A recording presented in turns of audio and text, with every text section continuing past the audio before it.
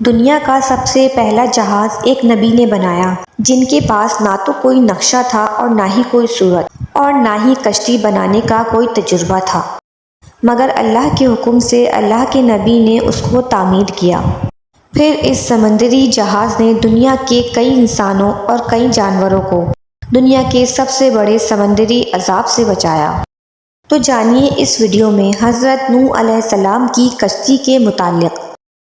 جیسا کہ اسلامی روایات میں ذکر کیا گیا، حضرت نوح علیہ السلام کو اللہ کی طرف سے وحی نازل ہوئی، جس میں انہیں کافروں کے لیے عذاب کے طور پر آنے والے سمندری سیلاب کے بارے میں بتایا، اور اللہ تعالیٰ نے حضرت نوح علیہ السلام کو یہ ہدایت دی کہ وہ بہت بڑی کشتی یا جہاز بنائیں تاکہ ان لوگوں کو بچایا جائے جو آپ پر ایمان لائے، اور جانوروں کے مختلف جوڑے بھی محفوظ رہیں۔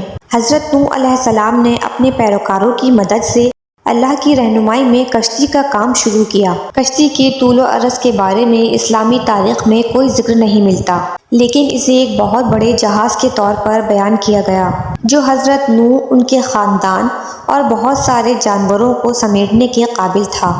کشتی سمندر سے دور خشک جگہ پر بنائی گئی، کیونکہ قرآن پاک کے اندر یہ بیان کیا گیا کہ جو عذاب حضرت نوح علیہ السلام کی قوم پر آنے والا تھا وہ زمین اور آسمان سے اترنے والا تھا۔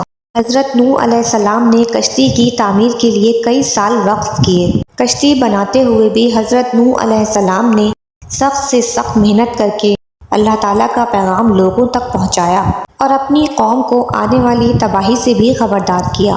جب وقت آیا تو سیلاب کا پانی بہنے لگا اور آسمان سے پانی برسنے لگا، تو حضرت نوح علیہ السلام اور ان پر ایمان لانے والے، ان کے اہل و عیال، جانوروں کے جوڑوں سمیت کشتی میں سوار ہو گئے، جیسا کہ اللہ تعالیٰ نے حکم دیا تھا۔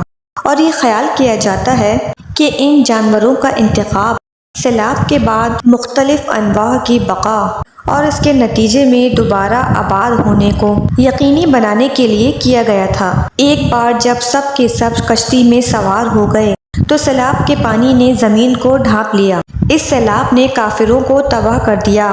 کشتی اپنے مسافروں اور جانوروں کے جوڑوں کو بچانے کے لیے تیز پانی میں تیرتی رہی، اور کئی اسرائیلی روایتوں میں یہ بھی کہا گیا ہے کہ وہ کشتی 6 مہینے تک اپنے اوپر 80 یا 82 لوگوں کو اور حضرت نوح کو سنبھالتی رہی۔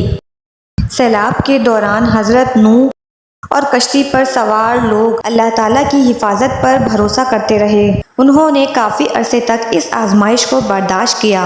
بالآخر اللہ تعالیٰ نے ان کی اس آزمائش کو ختم فرما کے اس کشتی کو دوبارہ زمین پر اتارنا چاہا۔ چنانچہ زمین کو حکم ملتے ہی زمین نے سارا پانی اپنے اندر جذب کر لیا، اور جو پانی آسمان سے برس رہا تھا یعنی کہ برسات، وہ بھی اللہ تعالیٰ کے حکم سے ٹھہر گئی، اور آخر میں یہ کشتی ترکی میں موجود جودھی پہاڑ پر جا کر رک گئی۔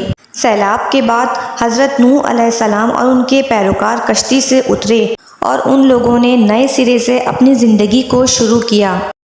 سیلاب کے بعد بھی حضرت نوح علیہ السلام حکمرانہ کام کرتے رہے، اپنی قوم کی رہنمائی اور انہیں اللہ تعالیٰ کی عبادت کی تعلیم دیتے رہے۔ حضرت نوح علیہ السلام کی کشتی کی کہانی ایمان، فرمانبرداری اور اللہ تعالیٰ کے پیغام کو رد کرنے کے نتائج کے ایک طاقتور سبب کے طور پر کام آتی ہے۔ یہ اللہ تعالیٰ کی طرف سے اپنے برگزیدہ رسولوں اور ان پر ایمان لانے والوں کے لیے ایک فراہم کردہ رحمت ہے۔ دوستوں، ویڈیو پسند آئی ہے تو کمنٹ میں سبحان اللہ ضرور لکھ دیجیے۔